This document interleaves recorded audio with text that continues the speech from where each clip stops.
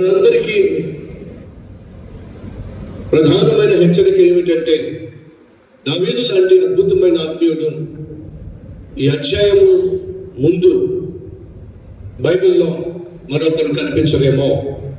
ఎందుకంటే ఎవరిని గూర్చి కూడా బైబిల్ ఈ మాట రాయబడలా. ఏమాట? నా హృదయానుసారుడు, నా చిత్తానుసారుడు అనే మాట ఏ ఒక్కరి గురించి బైబిల్లో రాయబడలా. ఒక్క దావీదు గురించి. దావీదు నా హృదయానుసారుడు, నా చిత్తానుసారుడు.